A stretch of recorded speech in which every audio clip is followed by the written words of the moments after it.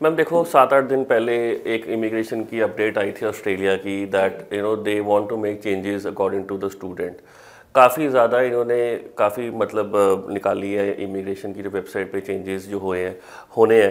So basically that is for February intake.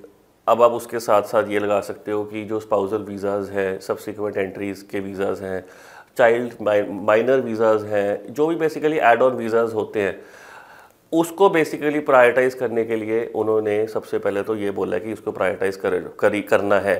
Because right now dependent visas is a big task, क्योंकि उनके results नहीं आ रहे हैं और पार्टनर्स के जो वीज़ा होते हैं which are not married but they are actually in relation, so उनको सब क्लास 309 में एक कैटेगरी डिफाइन की हुई है। उनके वीज़ाज भी 5-5, 6-6 महीने से अटके हुए हैं।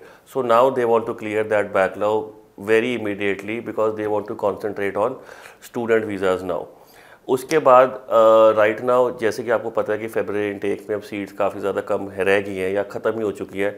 सो July intake is where they are every consultant is eyeing. अब जो बच्चा बेसिकली अपनी पढ़ाई पिछले साल ख़त्म कर चुका है उसके लिए जुलाई इनटेक तक बोलना कि मैं जुलाई इनटेक में जा रहा हूँ 2024 में, उसको एक्सप्लेनेशन देना मुश्किल है। बट उसका सोल्यूशन ये है कि बच्चा कहीं ना कहीं एडमिशन ले ले फर्स्ट ईयर की पढ़ाई के लिए, सो दैट एक यूनिवर्सिटी को एक वो हो जाएगा।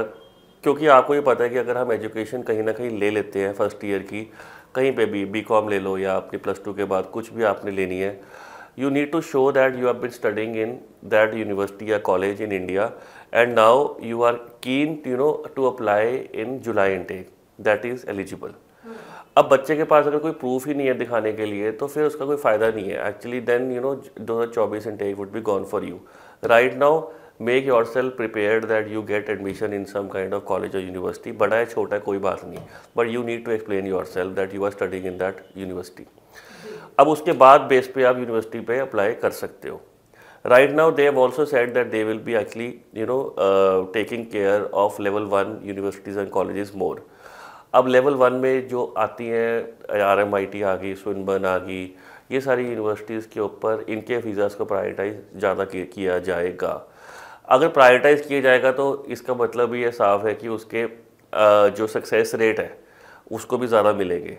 अब लेवल 1 में जाने के लिए आपको ये भी पता है कि कुछ चीज़ें होती हैं जो ख्याल रखना पड़ता है, जिसमें आपका IELTS एंड PT स्कोर अच्छा होना चाहिए। हो सकता है आपसे इंटरव्यू की तैयारी पूछी जाए, स्विनबर्न ले या कोई भी अच्छी यूनिवर्सिटी ले। So the student has to be careful with their funds also. अगर ये चीज़ें हैं तो लेवल 1 की यूनिवर्सिटीज़ का वीज़ा अब आपका महीनों वाली वेट नहीं करनी पड़ेगी, आपको 8 से 10 दिन में आपको वीज़ा के रिज़ल्ट मिल जाएंगे। तो काफ़ी अच्छे चेंजेस हुए हैं ऑस्ट्रेलिया के रिगार्डिंग। जो बच्चा इंटेंशन जिसकी पढ़ने की है उसके लिए सारे चेंजेस बढ़िया हैं। जिसकी इंटेंशन पढ़ने की नहीं है या अपने को अब वीज़ा लेके अपने आप को डाउनग्रेड करने की सोच रहे हैं अगर डिप्लोमा में, तो वो सारी प्रैक्टिसेस अब ख़त्म हो चुकी हैं। सो अगर कंसीडर कर रहे हो ऑस्ट्रेलिया, जो you have your intention need to be very very clear. Apply तो आप कभी 15 जनवरी को भी कर सकते हो। मैं आपको बताऊँ फेब्रुअरी इनटेक के लिए, बट ऑब्वियसली डॉक्यूमेंटेशन इकट्ठे करना या एक बार कंडीशन मंगवाना ये कंसल्टेंट के लिए एक टास्क होता है। तो अभी ऐसा कुछ नहीं है कि फेब्रुअरी इनटेक ख़त्म है। अगर आपके पास पेरेंट्स के पास ITR है 10 लाख की, 8-10 लाख की दिखा सकते हो, फंड्स हैं अकाउंट में 25-30 लाख के, तो आप हफ्ते पहले भी अप्लाई करो तो आपको अनकंडीशनल ऑफर लेटर आ जाएगी। But the point is documentation में कहीं ना कहीं गैप रह जाता है या उसको कहीं ना कहीं कुछ कवर अप करने के लिए उसको टाइम देना पड़ता है हमको, तो इसलिए तो टाइम उसका थोड़ा सा एक्स्ट्रा लग जाता है। So that is why we are more eyeing on the July intake rather than February intake.